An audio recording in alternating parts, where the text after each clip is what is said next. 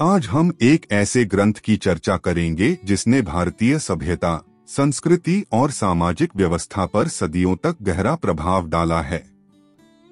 जी हाँ, हम बात कर रहे हैं मनुस्मृति की। यह वह ग्रंथ है जिसने प्राचीन भारत के समाज के नियम, धर्म, न्याय और आचार के सिद्धांतों को संजोया और संरक्षित किया। लेकिन मनुस्मृति केवल एक नियमावली नहीं है, यह एक दार्शनिक दस्तावेज है जो हमें उस युग के सामाजिक और सांस्कृतिक जीवन की झलक देता है। आज हम विस्तार से जानेंगे कि मनुस्मृति क्या है, इसका इतिहास, महत्व और इसके सामाजिक धार्मिक पहलुओं पर गहराई से विचार करेंगे। तो चलिए इस महान ग्रंथ की गूढ़ताओं में डुबकी लगाते हैं। मनुस्मृति परिचय। मनुस्मृति, जिसे मनु धर्मशास्त्र भी कहा जाता है, संस्कृत भाषा में लिखा गया एक प्राचीन ग्रंथ है। इसे भारतीय समाज के सबसे पुराने और प्रतिष्ठित धर्मशास्त्रों में गिना जाता है। यह ग्रंथ मानव व्यवहार, कर्तव्य, नैतिकता, कानून और सामाजिक नियमों का विस्तृत वर्णन करता है। इसका नाम मनु के नाम पर रखा गया है, जो हिंदू पौराणिक कथाओं में मानव जाति के प्रथम मनुष्य और आदिद्रष्टा के रूप में माने जाते हैं। कहा जाता है कि मनु ने मानवता को जीवन के सही मार्ग पर चलाने के लिए ये नियम बनाए थे। मनुस्मृति में कुल 12 अध्याय हैं, जिनमें प्रत्येक अध्याय में धर्म, अर्थ, काम और मोक्ष की व्याख्या की गई है। यह ग्रंथ विशेष रूप से वर्णाश्रम धर्म की नींव रखता है, जिसमें समाज को 4 वर्णों ब्राह्मण, क्षत्रिय, वैश्य और शूद्र में बांटा गया है और हर वर्ण के कर्तव्यों का विस्तार से उल्लेख है। मनुस्मृति का इतिहास और प्रासंगिकता। मनुस्मृति की रचना लगभग दूसरी शताब्दी ईसा पूर्व से तीसरी शताब्दी ईस्वी के बीच मानी जाती है। यह ग्रंथ वैदिक काल के बाद के धार्मिक और सामाजिक परिवर्तनों को प्रतिबिंबित करता है। उस समय भारत में विभिन्न संस्कृतियों, जातियों और समाजों का सम्मिलन हुआ था, जिसके कारण सामाजिक व्यवस्था को सुव्यवस्थित करने की आवश्यकता महसूस हुई। मनुस्मृति ने उस दौर के सामाजिक अनुशासन और न्याय व्यवस्था को स्थापित करने में मदद की। यह एक ऐसा मार्गदर्शक था जो समाज के हर वर्ग के लिए नियम, दायित्व और अधिकार निर्धारित करता था। इसके माध्यम से राज्य संचालन, दंड व्यवस्था, विवाह व्यवस्था, संपत्ति के नियम और नैतिकता के सिद्धांत निर्धारित हुए। आज भी, चाहे आधुनिक लोकतांत्रिक भारत हो या सांस्कृतिक वार्ता, मनुस्मृति के नियमों और विचारों की छाया समाज में कहीं न कहीं मौजूद है। यह ग्रंथ भारतीय इतिहास का एक महत्वपूर्ण स्रोत भी है, जिसने हमें हमारे पूर्वजों के जीवन दर्शन को समझने का अवसर दिया। धर्म और कानून के सूत्रधार के रूप में मनुस्मृति। मनुस्मृति न केवल धार्मिक ग्रंथ है, बल्कि इसे कानून और न्याय का मूल स्रोत भी माना जाता है। इसमें सामाजिक न्याय, दंड व्यवस्था, अपराधों की श्रेणी और उनके दंडों का विस्तार से उल्लेख है। यह ग्रंथ राज्य शासन के लिए नियम बनाता है और राजा को न्यायप्रिय, दयालु और धर्म के प्रति समर्पित होना सिखाता है। मनुस्मृति में वर्णित कानून और न्याय व्यवस्था ने प्राचीन भारत में सामाजिक स्थिरता और न्याय सुनिश्चित करने में महत्वपूर्ण भूमिका निभाई। राजा को धर्मराजा कहा गया, जिसका कर्तव्य था धर्म का पालन कर समाज को सही दिशा देना। आज भी कई आधुनिक कानूनी प्रणालियों में मनुस्मृति के सिद्धांतों के प्रभाव को देखा जा सकता है। नैतिकता और कर्तव्य की शिक्षा। मनुस्मृति में जीवन के 4 पुरुषार्थ, धर्म, अर्थ, काम और मोक्ष पर विशेष जोर दिया गया है। यह ग्रंथ सिखाता है कि जीवन का उद्देश्य केवल सांसारिक सुख नहीं, बल्कि नैतिकता और धार्मिकता के साथ संतुलन बनाए रखना है। धर्म का पालन, समाज के प्रति कर्तव्य निभाना, परिवार और समुदाय की सेवा करना, ये सभी मनुस्मृति के केंद्रीय सिद्धांत हैं। यह ग्रंथ व्यक्तिगत और सामाजिक जीवन में अनुशासन, संयम, सत्य और अहिंसा को महत्व देता है। मनुस्मृति के अनुसार एक व्यक्ति का चरित्र और आचरण ही उसके समाज में स्थान और सम्मान का निर्धारण करता है। यह शिक्षा आज भी हमारे लिए प्रेरणा का स्रोत है, जो हमें सही और गलत के बीच अंतर करने की शक्ति प्रदान करती है। मनुस्मृति का आध्यात्मिक और दार्शनिक पक्ष। मनुस्मृति केवल सामाजिक नियमों का संग्रह नहीं है, बल्कि यह जीवन के आध्यात्मिक आयामों पर भी प्रकाश डालता है। इसमें कर्म, पुनर्जन्म, मोक्ष जैसे गूढ़ तत्वों की व्याख्या मिलती है। यह ग्रंथ बताता है कि प्रत्येक कर्म का फल अवश्य मिलता है और आत्मा को जन्म मृत्यु के चक्र से मुक्ति के लिए मोक्ष की प्राप्ति करनी होती है। मनुस्मृति में ध्यान, तपस्या और आत्मा की शुद्धि पर विशेष बल दिया गया है। यह हमें यह समझाता है कि धर्म का पालन केवल बाह्य कर्मों से नहीं, बल्कि आंतरिक शुद्धता और सद्गुणों से भी होता है। यह दार्शनिक दृष्टिकोण हमें अपने जीवन के उद्देश्य को समझने और आत्मा के विकास की दिशा में प्रेरित करता है। मनुस्मृति केवल एक प्राचीन ग्रंथ नहीं, बल्कि हमारे इतिहास, संस्कृति और सामाजिक जीवन का दर्पण है। यह हमें हमारे पूर्वजों की सोच, जीवन मूल्य और समाज व्यवस्था की समझ देता है। चाहे हम इससे सहमत हों या न हों, इसका प्रभाव और महत्व अनदेखा नहीं किया जा सकता। मनुस्मृति हमें यह भी सिखाता है कि जीवन में अनुशासन, कर्तव्य और नैतिकता का कितना महत्व है। इसके नियम और सिद्धांत हमें अपने जीवन को संतुलित, न्यायसंगत और आध्यात्मिक रूप से समृद्ध बनाने की प्रेरणा देते हैं। आइए इस महान ग्रंथ से सीख लेकर हम अपने जीवन में धर्म, नैतिकता और मानवता का मार्ग अपनाएं और एक बेहतर समाज का निर्माण करें।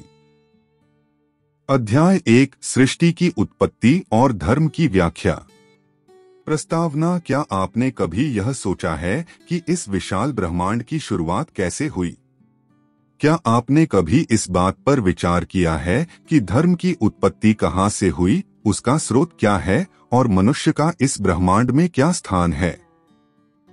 आइए आज हम एक ऐसे ग्रंथ की पहली परत को खोलते हैं जिसे मानव धर्मशास्त्र या मनुस्मृति कहा जाता है। एक ऐसा ग्रंथ जो धर्म, समाज और मानव जीवन की जड़ों तक पहुंचता है। आइए इस यात्रा की शुरुआत करते हैं मनुस्मृति के पहले अध्याय से, सृष्टि की उत्पत्ति और धर्म की व्याख्या। 1, ब्रह्मा द्वारा सृष्टि की रचना। यह अध्याय उस क्षण से आरंभ होता है जहां न समय था, न दिशा, न दिन और न रात। केवल एक शाश्वत सत्ता थी, परब्रह्म। उसी अनादि सत्ता से उत्पन्न हुए ब्रह्मा सृष्टिकर्ता। ब्रह्मा ने ध्यान में लीन होकर सृष्टि की गहन प्रक्रिया को आरंभ किया। ब्रह्मा ने सर्वप्रथम जल की रचना की, फिर उसमें स्वयं सिद्ध अंड हिरण्यगर्भ का निर्माण किया। उसी अंड से स्वयं ब्रह्मा प्रकट हुए और उन्होंने इस अंड को 2 भागों में विभाजित कर दिया, जिससे स्वर्ग और पृथ्वी बनी। ब्रह्मा ने पंचमहाभूतों आकाश, वायु, अग्नि, जल, पृथ्वी का निर्माण किया। फिर इंद्रियां, मन, बुद्धि और प्राणों की सृष्टि की गई। मनुस्मृति का यह भाग हमें बताता है कि यह सृष्टि कोई आकस्मिक घटना नहीं थी, यह एक सुनियोजित, दिव्य और आध्यात्मिक योजना थी। हर रचना के पीछे एक कारण, एक उद्देश्य है। यह हमें अपने अस्तित्व को लेकर एक दिव्य दृष्टिकोण प्रदान करता है। 2, मनु की उत्पत्ति और उनके पुत्रों की कथा। अब प्रश्न उठता है, मनु कौन है और उनका धर्मशास्त्र से क्या संबंध है? मनु को भारतीय परंपरा में मानव जाति का आदि पुरुष माना गया है। जैसे यहूदी और ईसाई परंपरा में आदम हैं, वैसे ही हिंदू परंपरा में मनु हैं। ब्रह्मा ने मनु की रचना की और उन्हें धर्म का ज्ञान प्रदान किया। मनु न केवल मानव जाति के प्रथम व्यक्ति थे, बल्कि वे प्रथम राजा, विधाता और शिक्षक भी थे।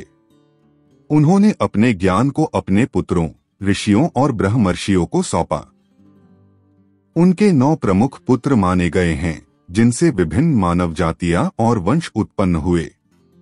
मनु ने जो धर्मशास्त्र प्रकट किया, वही कालांतर में मनुस्मृति के रूप में लिखा गया। इसमें न केवल व्यक्तिगत जीवन के नियम हैं, बल्कि सामाजिक, नैतिक, राजनीतिक और आध्यात्मिक जीवन के सभी आयामों का विस्तार है। यह भाग हमें हमारे पूर्वजों के उस ज्ञान से जोड़ता है जिसे आज की सभ्यता ने भुला दिया है।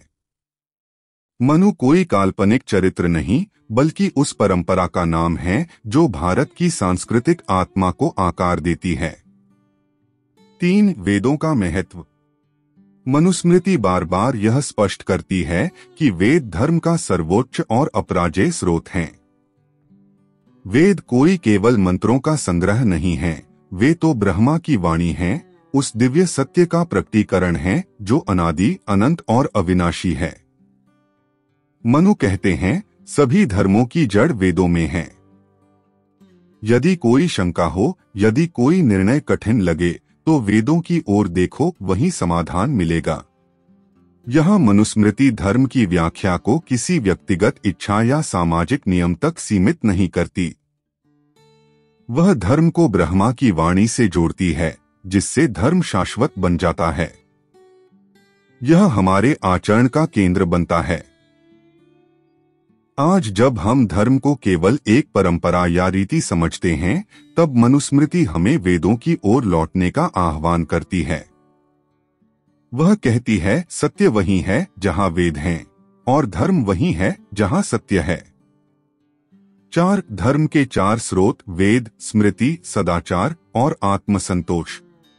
मनुस्मृति धर्म के 4 प्रमुख स्रोतों की बात करती है। 1 वेद, श्रुति, जैसा ऊपर बताया, वेद ही धर्म का मूल स्रोत हैं। 2 स्मृति, ये वे ग्रंथ हैं जो ऋषियों द्वारा वेदों की व्याख्या के रूप में लिखे गए। मनुस्मृति स्वयं एक स्मृति है।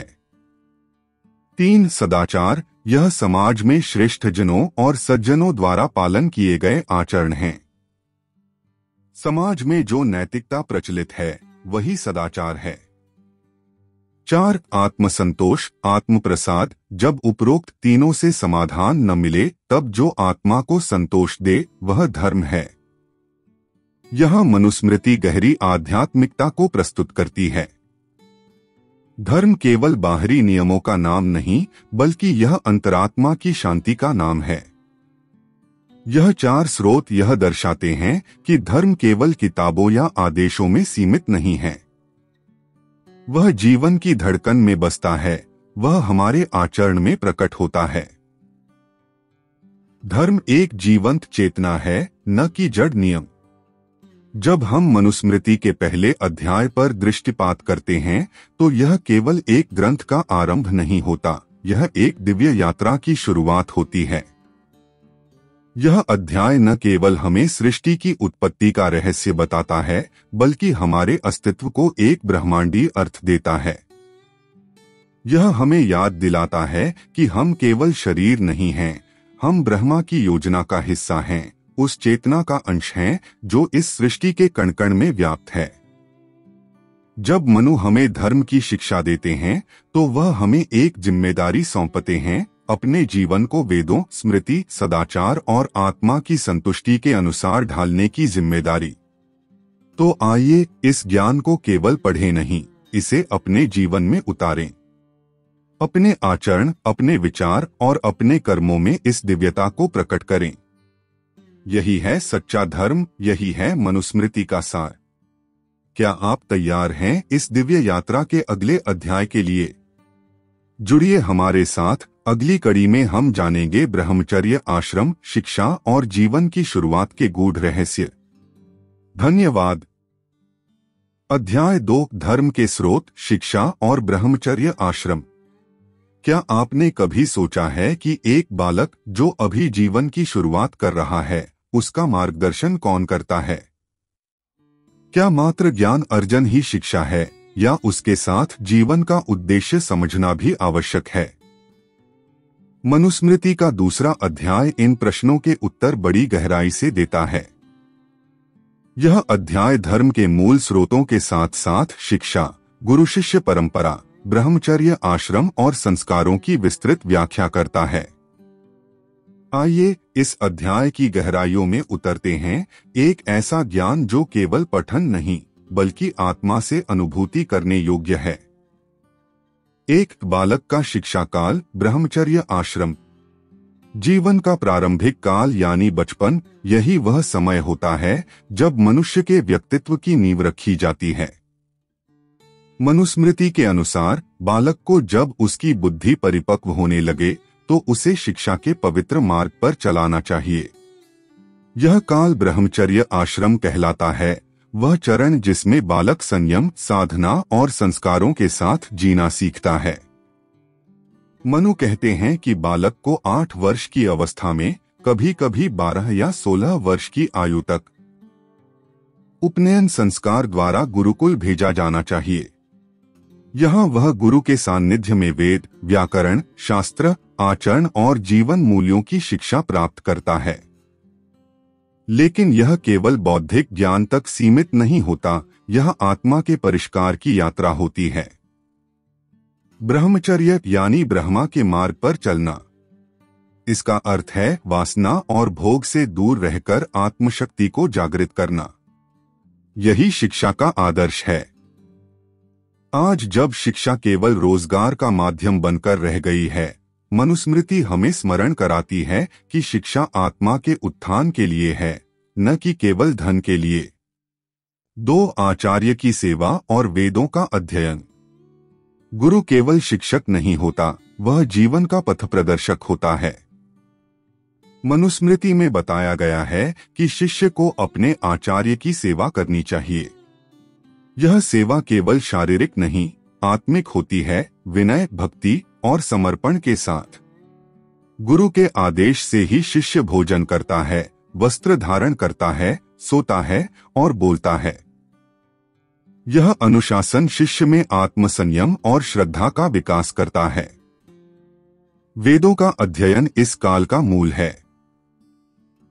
वेद केवल मंत्रों का संग्रह नहीं है, वे ब्रह्मा की वाणी हैं, सृष्टि के रहस्य हैं और जीवन का सर्वोच्च ज्ञान है। वेदों के अध्ययन से शिष्य में धर्म, कर्म, त्याग और सत्कर्म की भावना विकसित होती है।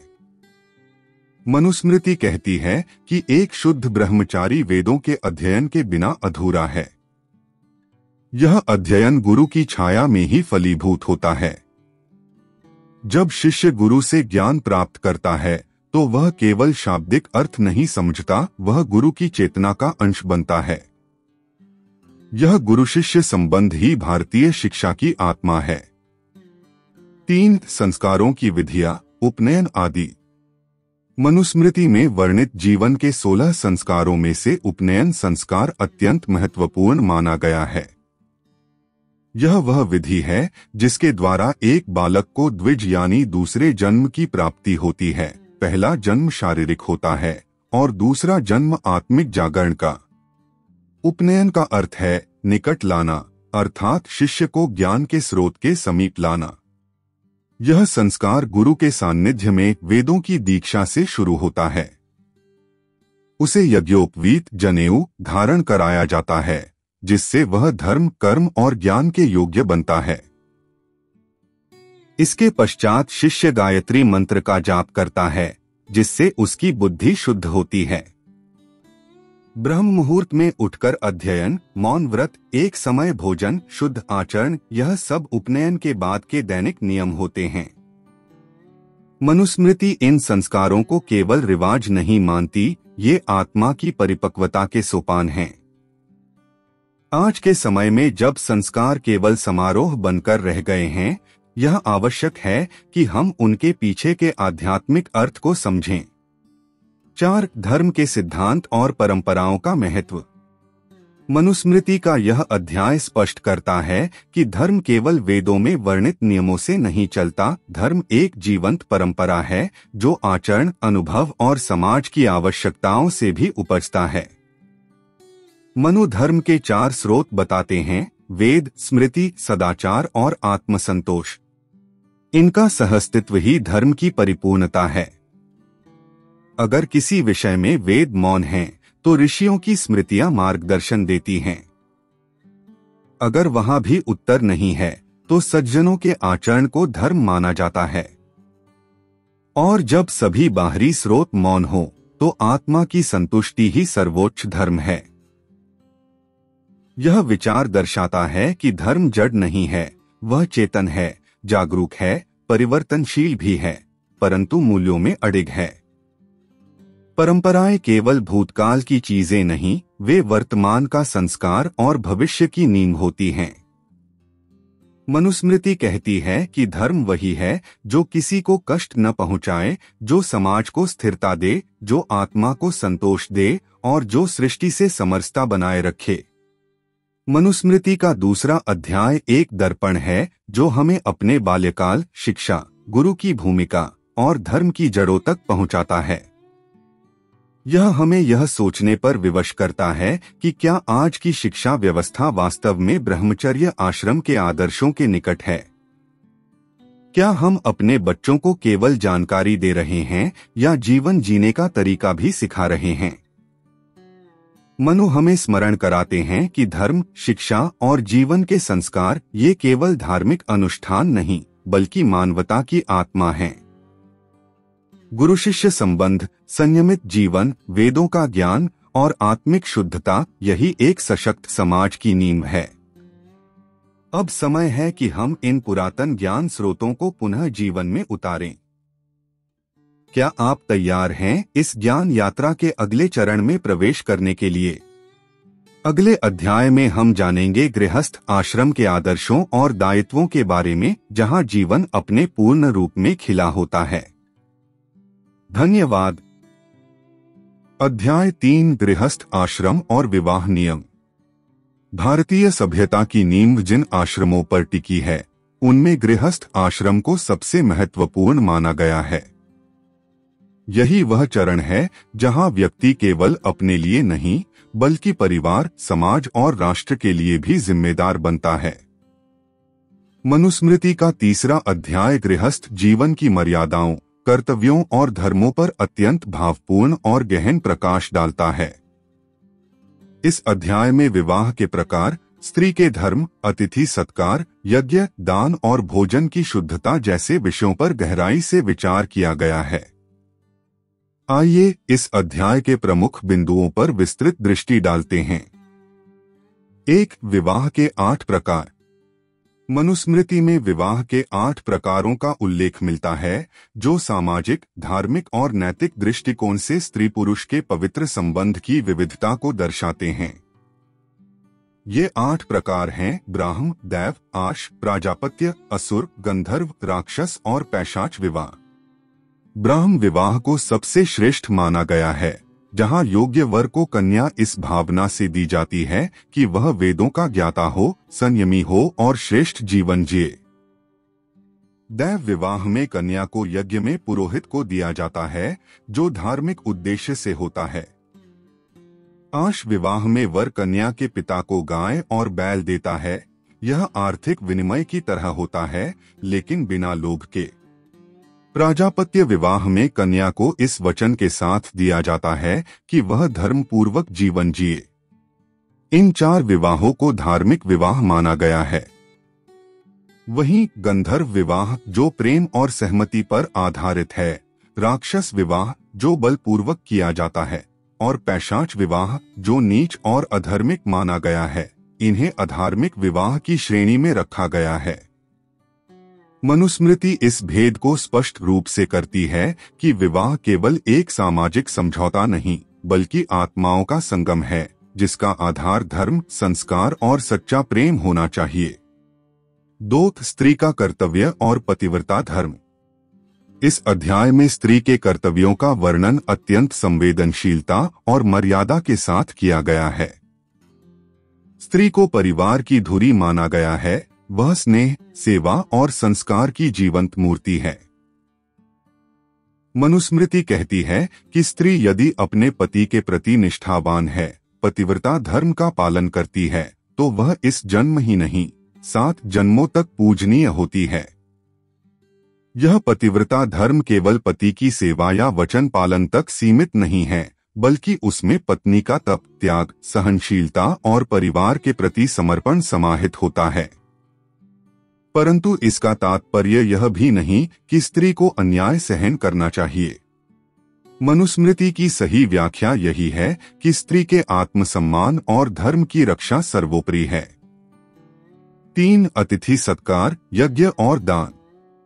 गृहस्थ का जीवन केवल व्यक्तिगत सुखों के लिए नहीं, बल्कि समाज के प्रति अपने कर्तव्यों को निभाने के लिए होता है। अतिथि को देवता स्वरूप माना गया है।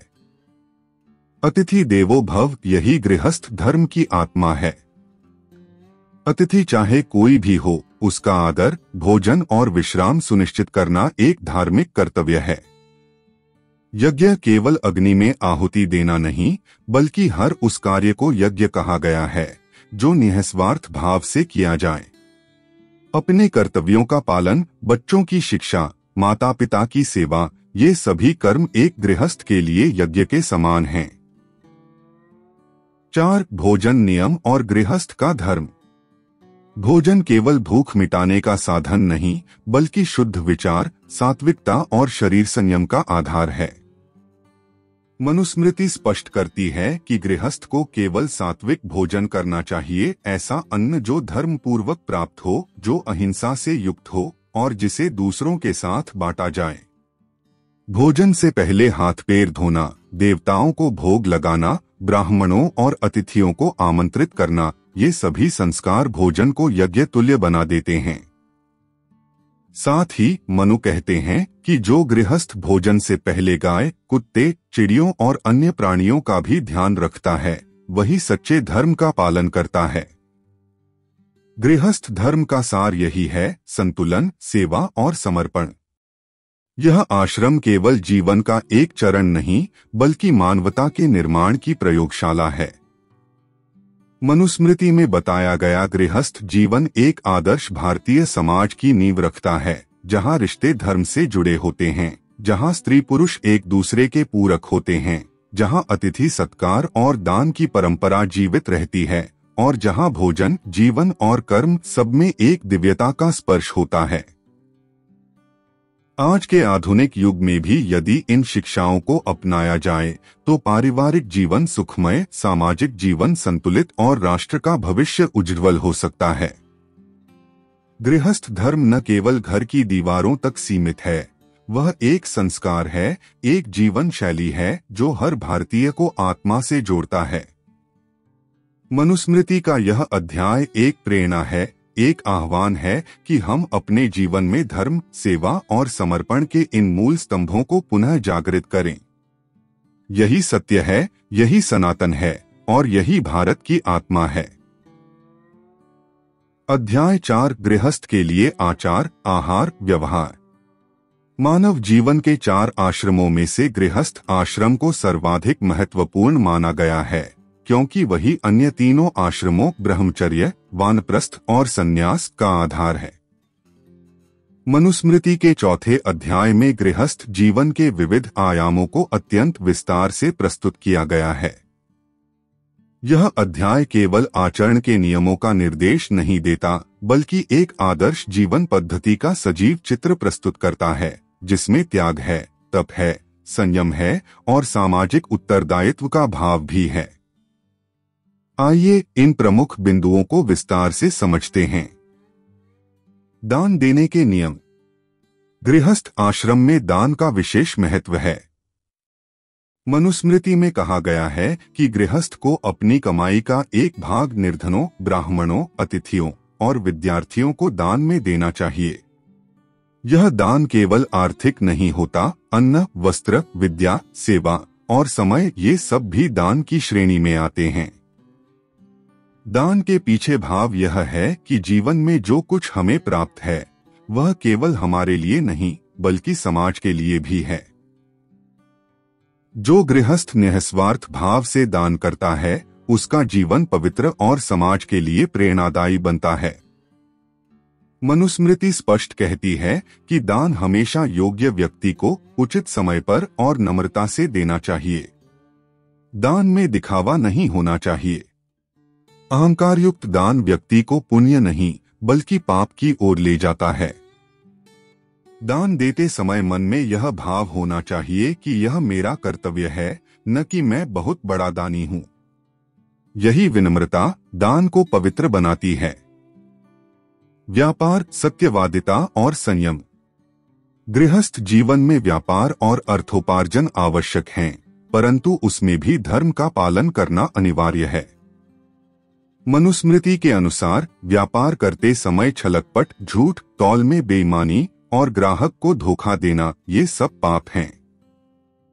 एक आदर्श गृहस्थ वही है जो ईमानदारी से व्यापार करता है, लाभ कमाता है, लेकिन दूसरों को हानि पहुंचाए बिना। सत्यवादिता का आदर्श मनुस्मृति में बार बार दोहराया गया है। सत्य केवल वाणी से नहीं, आचरण से भी प्रकट होना चाहिए। एक गृहस्थ को अपने जीवन में ऐसा आचरण करना चाहिए कि समाज उसे देखकर आदर्श गृहस्थ की परिभाषा समझे। संयम यहाँ अत्यंत महत्वपूर्ण है। इंद्रियों पर नियंत्रण, लोभ पर अंकुश और वासनाओं की सीमित पूर्ति, यही संयम है।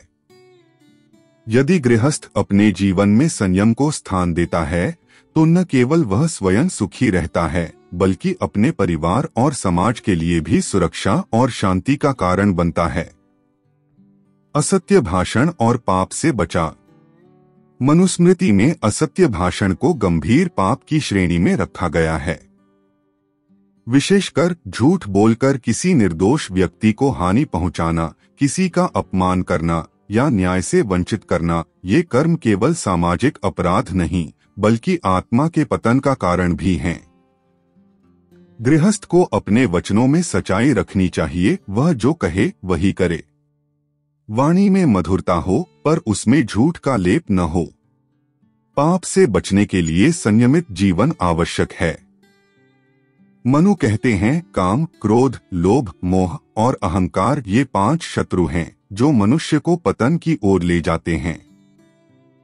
यदि गृहस्थ इनसे स्वयं को बचा ले तो वह मोक्ष के मार्ग पर अग्रसर होता है। साथ ही अन्याय, हिंसा, चोरी, छल, कपट, इनसे दूरी बनाकर जीवन जीना ही सच्चा धर्म है। संयमित जीवन की महिमा। संयमित जीवन केवल किसी तपस्वी का आदर्श नहीं है, गृहस्थ को भी अपने जीवन में संयम लाना चाहिए। भोजन में संयम, नींद में संयम, भोग में संयम, यही संतुलन है। मनुस्मृति कहती है कि जो व्यक्ति संयमित जीवन जीता है वह दीर्घायु होता है, रोगों से बचता है और मानसिक शांति प्राप्त करता है। ऐसा व्यक्ति न केवल अपने लिए बल्कि अपने परिवार और समाज के लिए भी वरदान बन जाता है। गृहस्थ आश्रम में रहकर भी संयम, सेवा, दान, सत्य और धर्म के मार्ग पर चलना, यही मनु का आदर्श गृहस्थ है। वह न तपस्वी है न त्यागी, फिर भी उसका जीवन तपस्वियों जैसा है, क्योंकि वह हर दिन छोटे छोटे यज्ञ करता है, परिवार की सेवा का, समाज के लिए योगदान का और आत्मा की शुद्धि का। यही अध्याय 4 की आत्मा है, एक आदर्श गृहस्थ का जीवन निर्माण करना जो बाहरी रूप से सामान्य हो पर भीतर से आध्यात्मिक हो। यही वह विचारधारा है जो आज के समय में भी अत्यंत प्रासंगिक है। जब भौतिकता का आकर्षण बढ़ रहा है तब मनुस्मृति का यह संदेश, संयम ही शक्ति है, सत्य ही धर्म है और सेवा ही सबसे बड़ा तप है, हम सबके लिए मार्गदर्शक बन सकता है। अध्याय 5 भोजन, अशुद्धता, शुद्धि और पशुबलि। मनुस्मृति का 5वां अध्याय एक अत्यंत संवेदनशील, गूढ़ और विचारोत्तेजक विषय को प्रस्तुत करता है। भोजन की शुद्धता, सामाजिक अशुद्धता, पवित्रता की प्रक्रिया, श्राद्ध कर्म और पशुबलि जैसी पारंपरिक प्रथाएं। यह अध्याय न केवल धार्मिक अनुशासन की सीमाएं तय करता है बल्कि आत्मशुद्धि की एक गूढ़ प्रक्रिया को भी स्पष्ट करता है जो उस समय की सामाजिक व्यवस्था और नैतिकता के मापदंडों को दर्शाता है। सबसे पहले बात करें शुद्ध और अशुद्ध आहार की। मनुस्मृति में भोजन को केवल शारीरिक आवश्यकता नहीं बल्कि आत्मिक और आध्यात्मिक उन्नयन का माध्यम माना गया है। कहा गया है कि जो व्यक्ति जैसा आहार करता है उसका मन, उसकी बुद्धि और उसका चरित्र वैसा ही बनता है। शुद्ध आहार यानी वह जो हिंसा रहित हो, सात्विक हो, प्रसन्न मन से अर्पित हो और जिसका स्रोत धर्म सम्मत हो।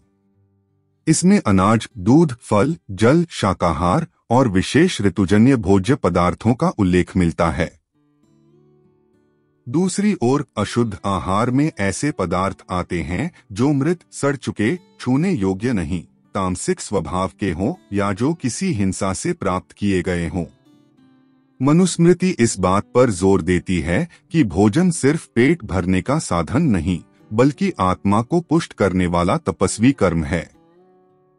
इसीलिए उसमें शुद्धता और नियमों का पालन अनिवार्य माना गया है। अब बात करते हैं श्राद्ध और पिंडदान की। मनुस्मृति का यह पक्ष अत्यंत भावनात्मक और पारिवारिक संस्कारों से जुड़ा हुआ है। जब कोई प्रियजन इस संसार को छोड़ता है तो यह माना जाता है कि उसका पितृलोक में प्रवेश तभी होता है जब उसके वंशज विधिपूर्वक श्राद्ध और पिंडदान करें। यह कर्म केवल औपचारिकता नहीं, बल्कि एक आध्यात्मिक सेतु है, जीवित और मृतात्मा के बीच का गहरा संबंध। इस प्रक्रिया में भोजन बनाना, ब्राह्मणों को अर्पण करना, जल का तर्पण करना, ये सभी प्रतीकात्मक कृत्य उस दिवंगत आत्मा को सम्मान देने, उसकी आत्मा की शांति की प्रार्थना करने और परिवार में उसके योगदान को स्वीकारने की प्रक्रिया का हिस्सा हैं। मनुस्मृति कहती है कि जो व्यक्ति पितरों को भूल जाता है वह अपने कुल की जड़ें काट देता है। इसलिए यह कर्म निष्ठा और श्रद्धा से किया जाना आवश्यक है। इसके पश्चात आता है नारी और शूद्र की शुद्धि नियम। यह विषय आज के संदर्भ में काफी विवादास्पद प्रतीत हो सकता है, लेकिन हमें इसे उसके ऐतिहासिक और सामाजिक परिप्रेक्ष्य में देखना होगा।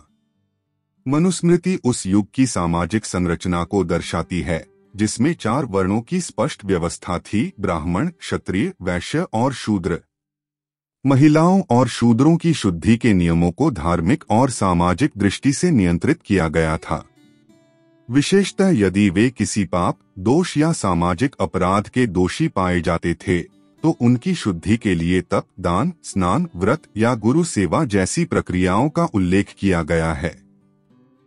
आज भले ही यह सोच पिछड़ी प्रतीत हो, परंतु उस समय यह समाज में अनुशासन बनाए रखने और धार्मिक व्यवस्था को सुरक्षित रखने का एक प्रयास था। इन नियमों को आज के मूल्यबोध के अनुसार पुनः विचार करने की आवश्यकता है, लेकिन ऐतिहासिक दृष्टि से यह समझना जरूरी है कि शुद्धि का उद्देश्य आत्मपरिष्कार और पुनः समाज में स्थान प्राप्त करना था। और अंत में आता है पशुबलि पर दृष्टिकोण। यह विषय न केवल धार्मिक दृष्टिकोण से बल्कि मानवीय संवेदना के स्तर पर भी अत्यंत भावुक और गहन चिंतन का विषय है। मनुस्मृति एक ओर जहां शाकाहार को आदर्श जीवन शैली के रूप में प्रस्तुत करती है, वहीं दूसरी ओर वैदिक यज्ञों में सीमित रूप से पशुबलि की अनुमति देती है, वह भी केवल उस स्थिति में जब उसका उद्देश्य पूर्णतः धार्मिक हो, लोभ या क्रूरता से प्रेरित न हो। उदाहरण के तौर पर यज्ञों में अग्निदेवता के लिए विशेष पशुओं की आहुति दी जाती थी, जिसे धर्म और ब्राह्मणों की उपस्थिति में विधिपूर्वक संपन्न किया जाता था। लेकिन साथ ही यह भी स्पष्ट कहा गया है कि हिंसा कभी भी स्वेच्छाचारिता या स्वार्थ के लिए नहीं होनी चाहिए। यह केवल विधिपूर्वक, नियंत्रित और सीमित परिस्थिति में ही स्वीकार्य है। वास्तव में मनुस्मृति ने पशुबलि को अनिवार्य नहीं बल्कि विकल्प रूप में रखा है और साथ ही यह उपदेश दिया है कि जो व्यक्ति बिना बलि के भी यज्ञ संपन्न कर सकता है वही सच्चा तपस्वी और धर्मनिष्ठ होता है। यह विचार उस युग में भी अहिंसा की एक सशक्त ध्वनि है जो बाद में महावीर, बुद्ध और अन्य आचार्यों के माध्यम से पूरे भारतीय विचार प्रवाह में प्रवाहित हुई। इस अध्याय का सार यही है, शुद्धि केवल शरीर की नहीं, मन, आचरण और आत्मा की होनी चाहिए। भोजन केवल पेट की आवश्यकता नहीं, वह साधना है। श्राद्ध केवल कर्मकांड नहीं, श्रद्धा का प्रतीक है। पशुबलि केवल परंपरा नहीं, एक विवेकपूर्ण निर्णय है। और शुद्धि केवल बाह्य प्रक्रिया नहीं, एक आंतरिक यात्रा है आत्मा की, जो उसे पाप से पुण्य की ओर ले जाती है। तो आइए हम इन विचारों को केवल अतीत के ग्रंथों तक सीमित न रखें, बल्कि वर्तमान में भी इनसे प्रेरणा लें ताकि हमारा जीवन भी शुद्धता, श्रद्धा, विवेक और आत्मिक उन्नयन से परिपूर्ण हो जाए। यही मनुस्मृति का सच्चा संदेश है। धर्म केवल नियम नहीं, वह आत्मा का प्रकाश है। अध्याय 6 वानप्रस्थ और संन्यास आश्रम। भारतीय जीवन दृष्टि में 4 आश्रमों का विशेष महत्व है: ब्रह्मचर्य, गृहस्थ, वानप्रस्थ और संन्यास। मनुस्मृति के 6ठे अध्याय में इनका क्रमशः विस्तार किया गया है। विशेषतः वानप्रस्थ और संन्यास आश्रम की जीवन शैली, कर्तव्य, तपश्चर्या और आत्मोन्नति के रास्ते पर उनके योगदान का गहन वर्णन मिलता है। यह अध्याय उस मोड़ का प्रतिनिधित्व करता है जहां मनुष्य सांसारिक जीवन के उत्तरार्ध में प्रवेश करता है और आत्मज्ञान, त्याग तथा मोक्ष की ओर अग्रसर होता है। आइए इस अध्याय के प्रमुख बिंदुओं का भावपूर्ण और विश्लेषणात्मक रूप से विस्तार करें। वानप्रस्थ का जीवनचर्या, तप, यज्ञ, ब्रह्मचर्य। जब गृहस्थ जीवन में दायित्व पूर्ण हो जाते हैं, जब संतानें अपनी जिम्मेदारियां संभालने लगती हैं, तब मनुष्य को वानप्रस्थ की ओर मुड़ना चाहिए। वानप्रस्थ का अर्थ है वन की ओर प्रस्थान। इसका प्रतीकात्मक भाव यह है कि व्यक्ति अब सामाजिक और पारिवारिक बंधनों से धीरे धीरे अलग होते हुए आत्मचिंतन, तपस्या, ध्यान, यज्ञ और ब्रह्मचर्य की शरण लेता है।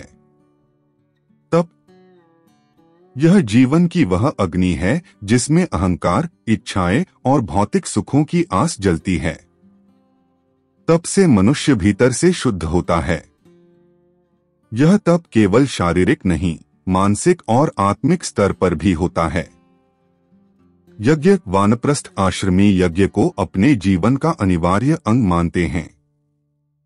यह यज्ञ केवल अग्नि में आहुति नहीं, बल्कि आत्मा को देवत्व को अर्पित करने की क्रिया है।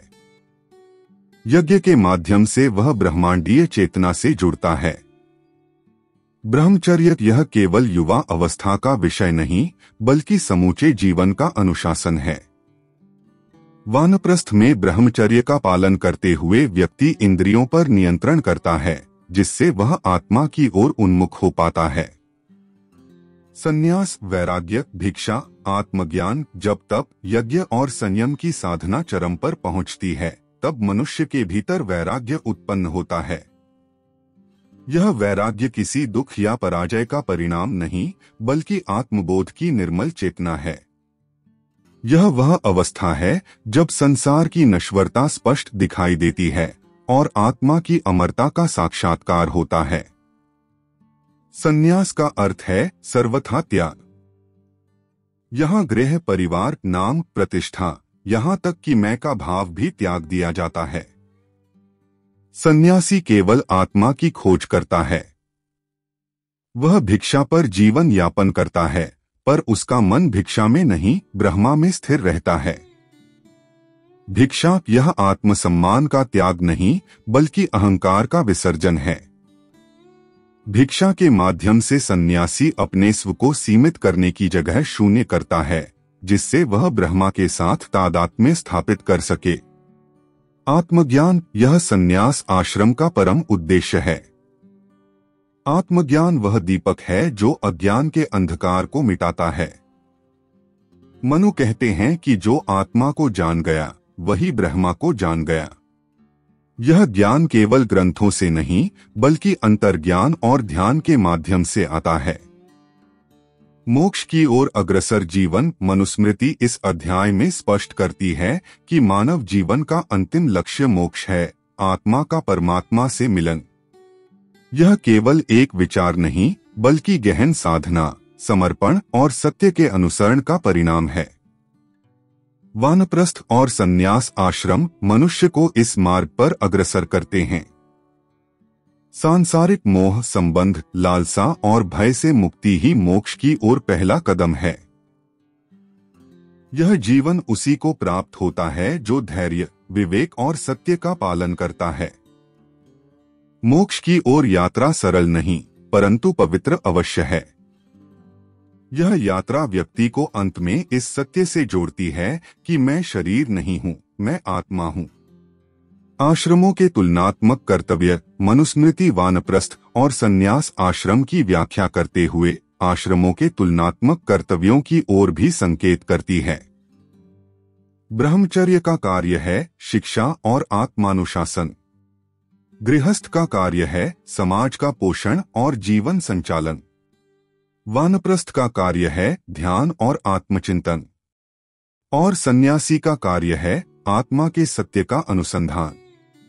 इन सभी आश्रमों का महत्व बराबर है, कोई भी छोटा या बड़ा नहीं।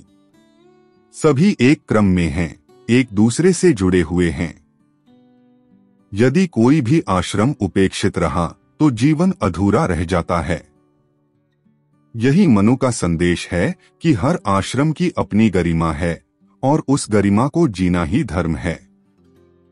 अंत में यही कहा जा सकता है कि यह अध्याय केवल वानप्रस्थ और संन्यास का वर्णन नहीं, बल्कि एक सूक्ष्म जीवन दर्शन है। यह हमें जीवन की अस्थिरता, भौतिकता की सीमाएं और आत्मा की असीम शक्ति का बोध कराता है। यह अध्याय हमें झकझोरता है, हमारी आत्मा को आह्वान करता है कि जागो, अपने भीतर झांको और उस सत्य की ओर बढ़ो जो तुम्हें मुक्त करेगा। अध्याय 7 राजा के कर्तव्य और राज्य शासन। जब हम इतिहास की गहराइयों में उतरते हैं तब एक शब्द हमारे मन में सबसे पहले गूंजता है, राजा। वह एक ऐसा व्यक्तित्व होता है जिसके कंधों पर पूरे राज्य की जिम्मेदारी होती है। मनुस्मृति के 7वें अध्याय में राजा के कर्तव्य और शासन के सिद्धांतों का अत्यंत गूढ़ और प्रभावशाली वर्णन मिलता है, जो न केवल उस युग के शासन तंत्र का प्रतिबिंब है, बल्कि आज भी हमें नेतृत्व और न्याय के मूल मंत्र समझाता है। राजा की उत्पत्ति और शक्तियां। राजा की उत्पत्ति की कथा कहीं अधिक दार्शनिक और आध्यात्मिक है। मनुस्मृति कहती है कि राजा केवल सत्ता का व्यक्ति नहीं, बल्कि वह धर्म का संरक्षक है। उसकी सत्ता ईश्वर की ओर से मिली एक पवित्र जिम्मेदारी है। राजा को धर्मराज कहा जाता है, जिसका मतलब है धर्म के प्रति पूर्ण समर्पित और न्याय की स्थापना करने वाला। राजा का जन्म किसी सामान्य व्यक्ति की तरह नहीं होता, बल्कि उसे समाज के हित में अधर्म को समाप्त करने और न्याय की स्थापना के लिए चुना जाता है। यह सत्ता उसे पूर्ण अधिकार देती है, लेकिन उसी के साथ साथ अत्यंत कठोर कर्तव्य भी सौंपती है। मनुस्मृति में वर्णित है कि राजा की शक्ति दिव्य होती है, उसकी बातें कानून बन जाती हैं और उसके निर्णयों में जनता का जीवन निर्वाह निहित होता है। राजा के पास संपूर्ण राज्य की रक्षा, न्याय व्यवस्था का संचालन, कर संग्रह और सैन्य व्यवस्था का नियंत्रण होता है। लेकिन यह शक्ति स्वेच्छा से नहीं, बल्कि धर्मराज्य के नियमों और नैतिकता के अनुसार सीमित होती है। राजा यदि अपनी सत्ता का दुरुपयोग करता है तो वह न केवल अपने राज्य का नुकसान करता है, बल्कि वह समाज के प्रति अपराधी भी बन जाता है। यहाँ यह समझना जरूरी है कि राजा की शक्ति और कर्तव्य दोनों के बीच संतुलन राजा के सफल शासन का मूल मंत्र है। मनुस्मृति कहती है, जो राजा न्यायपूर्ण होगा वही सच्चा राजा कहलाएगा, अन्यथा वह केवल एक तानाशाह। न्याय का सिद्धांत और दंड व्यवस्था। राज्य की सबसे पहली और अहम जिम्मेदारी होती है न्याय की स्थापना। मनुस्मृति में न्याय को धर्म का आधार माना गया है। न्याय बिना राज्य का कोई अस्तित्व नहीं। एक राजा तभी सफल होता है जब वह हर प्रजा को समान न्याय दे सके। न्याय का अर्थ केवल कानूनी व्यवस्था नहीं, बल्कि नैतिक और सामाजिक व्यवस्था का भी संतुलन होता है। राजा को यह सुनिश्चित करना होता है कि कोई भी व्यक्ति अत्याचार, अन्याय या अनुचित व्यवहार का शिकार न हो। मनुस्मृति में कहा गया है कि राजा को न्याय के लिए किसी भी प्रकार के भेदभाव से दूर रहना चाहिए, चाहे वह वर्ग, जाति या स्थिति के आधार पर हो। दंड व्यवस्था भी न्याय का अभिन्न हिस्सा है। मनुस्मृति ने दंड को न्याय की तलवार के रूप में देखा है। दंड केवल अपराधियों के लिए नहीं, बल्कि एक संदेश के रूप में समाज को सही दिशा दिखाने के लिए भी है। दंड के नियम स्पष्ट और कठोर हैं। चोरी, हत्या, मिथ्या वचन, अन्याय और भ्रष्टाचार पर उचित सजा निश्चित की गई है। राजा को दंड देते समय विवेक का प्रयोग करना होता है। सजा का उद्देश्य अपराधी को सुधारना और समाज में भय और अनुशासन बनाए रखना है, न कि क्रूरता या नफरत फैलाना। मनुस्मृति में यह भी कहा गया है कि दंड बिना प्रमाण और न्यायिक प्रक्रिया के न दिया जाए।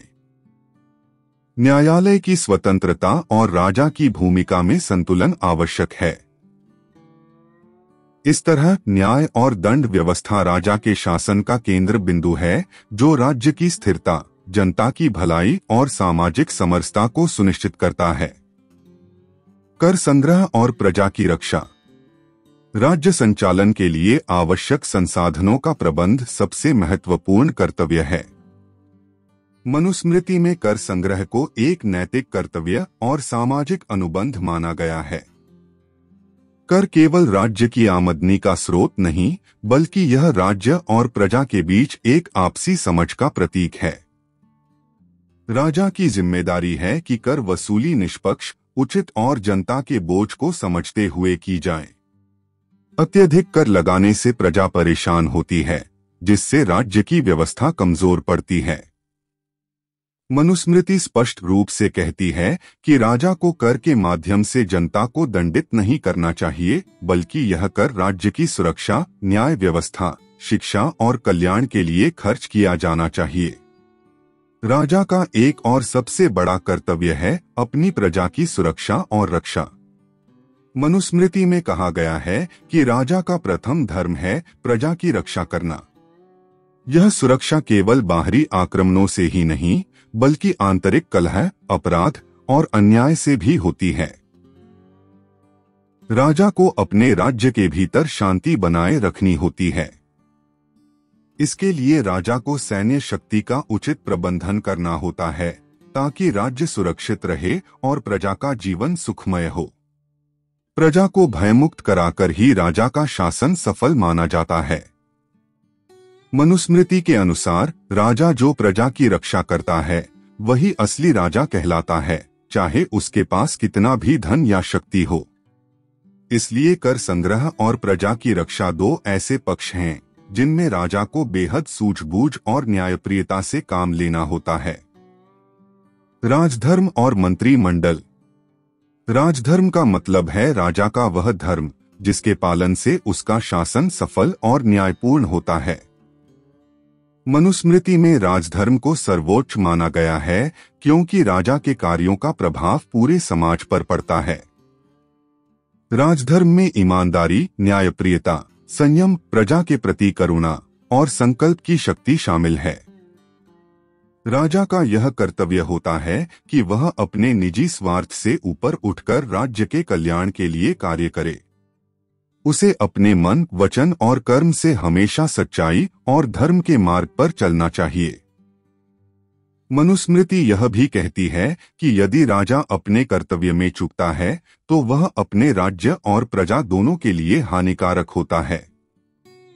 राजा अकेला सब कुछ नहीं कर सकता। उसके पास एक मंत्रिमंडल होता है जो विभिन्न विभागों का संचालन करता है। यह मंत्रिमंडल राजा के निर्णयों को कार्यान्वित करता है और राज्य की विभिन्न समस्याओं का समाधान निकालता है। मनुस्मृति में मंत्रिमंडल की भूमिका बहुत महत्वपूर्ण बताई गई है। मंत्रियों को भी न्यायप्रिय, निष्ठावान और धैर्यवान होना चाहिए। वे राजा को सही सलाह देते हैं और कभी भी राज्य हित के विपरीत नहीं जाते। मंत्रिमंडल के बिना कोई भी शासन स्थिर नहीं रह सकता। यह मंडल राज्य की समृद्धि और विकास की चाबी है। राजा और उसके मंत्रिमंडल के बीच विश्वास और सहयोग ही एक सफल शासन की नींव रखता है। मनुस्मृति इस बात पर जोर देती है कि केवल व्यक्तिगत लालच या सत्ता की चाह से कार्य करना राज्य की भलाई के लिए घातक है। मनुस्मृति का यह अध्याय हमें राजा और राज्य शासन के अद्भुत दर्शन से अवगत कराता है। राजा केवल सत्ता का साधन नहीं बल्कि एक धर्मनिष्ठ नेता है जो न्याय, करुणा और जिम्मेदारी के साथ शासन करता है। उसकी शक्ति तभी पवित्र होती है जब वह अपने कर्तव्यों के प्रति सजग और निष्ठावान हो। न्याय व्यवस्था का कठोर लेकिन उचित पालन, कर संग्रह का संतुलित प्रबंधन और प्रजा की पूर्ण सुरक्षा ये राजा के शासन के प्रमुख स्तंभ हैं। साथ ही राजधर्म और मंत्रिमंडल का सामंजस्य ही राज्य की स्थिरता और विकास का आधार है। यह पाठ हमें यह भी सिखाता है कि सत्ता का प्रयोग केवल अपने स्वार्थ के लिए नहीं बल्कि पूरे समाज के कल्याण के लिए होना चाहिए। यदि राजा न्यायप्रिय होगा तो राज्य स्वर्ग बन जाएगा और यदि वह धर्म से दूर होगा तो उसका पतन निश्चित है। तो आइए हम सभी इस महान ज्ञान से प्रेरणा लें और अपने अपने जीवन में नेतृत्व और न्याय के मूल्य को समझें, क्योंकि एक अच्छा नेतृत्व ही समाज को उन्नति के पथ पर ले जाता है और इतिहास उसे सदैव याद रखता है। अध्याय 8 दंडनीति और न्यायशास्त्र। जब समाज में अनुशासन डगमगाने लगे, जब अन्याय अपने पांव पसारने लगे और जब सत्य को दबाने की कोशिश की जाए, तब राज्य की सबसे बड़ी आवश्यकता होती है एक ऐसी दंड नीति जो न केवल अपराधियों को सजा दे बल्कि समाज को एक स्पष्ट संदेश भी दे कि अधर्म और अपराध का कोई स्थान नहीं। मनुस्मृति का 8वां अध्याय इसी दंड नीति और न्यायशास्त्र पर आधारित है, एक ऐसा शास्त्र जो समाज को संतुलित, न्यायपूर्ण और मर्यादित बनाता है। आइए गहराई से समझें इस अध्याय के मुख्य बिंदु। विभिन्न अपराधों के लिए दंड। मनुस्मृति स्पष्ट कहती है कि अपराध चाहे किसी भी प्रकार का हो, दंड अवश्य दिया जाना चाहिए, परंतु यह दंड अंधा नहीं होना चाहिए। यह विवेकपूर्ण, न्यायसंगत और उद्देश्यपूर्ण होना चाहिए।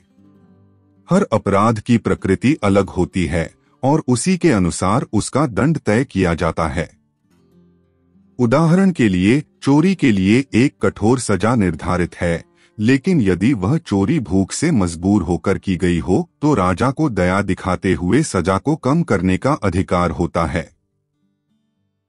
हत्या, बलात्कार, देशद्रोह, मिथ्या गवाही, ब्राह्मणों का अपमान या धार्मिक स्थलों का अपवित्रकरण ऐसे अपराधों को अत्यंत गंभीर मानते हुए मनुस्मृति ने इनके लिए कठोर दंड का प्रावधान किया है। इस अध्याय में यह भी उल्लेख किया गया है कि यदि कोई व्यक्ति अपने पद या जाति का दुरुपयोग करता है और अपराध करता है तो उसकी सजा और भी अधिक कठोर होनी चाहिए, क्योंकि यदि उच्च पद पर बैठे लोग अपराध करें तो समाज पर उसका गहरा और नकारात्मक प्रभाव पड़ता है। मनुस्मृति दंड को केवल प्रतिशोध का साधन नहीं मानती बल्कि वह इसे सुधार और शिक्षण का माध्यम मानती है। अपराधी को सजा देने का उद्देश्य यह है कि वह अपने अपराध का पश्चाताप करे और समाज में अपराध करने की प्रवृत्ति समाप्त हो। यही दंडनीति का सार है, न्याय में कठोरता और करुणा दोनों का संतुलन। ऋण, व्यापार विवाद और संपत्ति विवाद। समाज का आर्थिक ढांचा तभी मजबूत रह सकता है जब उसमें पारदर्शिता, ईमानदारी और न्याय हो। मनुस्मृति ने ऋण, व्यापार और संपत्ति से जुड़ी समस्याओं पर अत्यंत व्यावहारिक और सटीक दिशा निर्देश दिए हैं। ऋण के मामलों में यह कहा गया है कि यदि किसी व्यक्ति ने ऋण लिया है तो वह उसका समय पर भुगतान करने के लिए बाध्य है।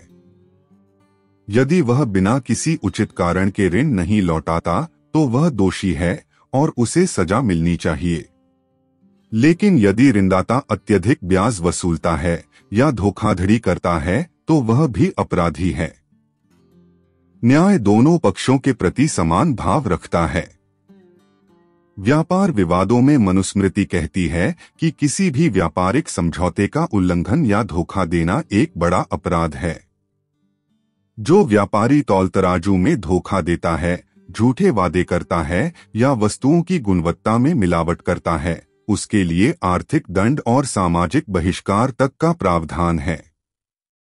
संपत्ति विवादों में चाहे वह भूमि विवाद हो, विरासत का मुद्दा हो या संपत्ति के बंटवारे से जुड़ा मामला हो, न्याय का उद्देश्य है संतुलन और सत्य की स्थापना।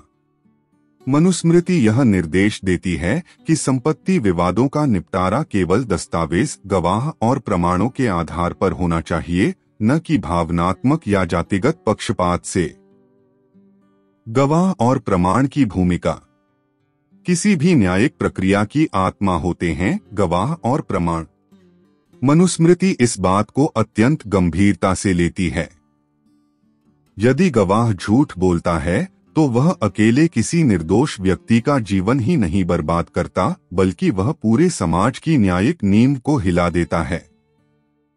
मनुस्मृति के अनुसार गवाहों का चयन करते समय उनकी सत्यनिष्ठा, सामाजिक प्रतिष्ठा और निष्पक्षता का मूल्यांकन किया जाना चाहिए।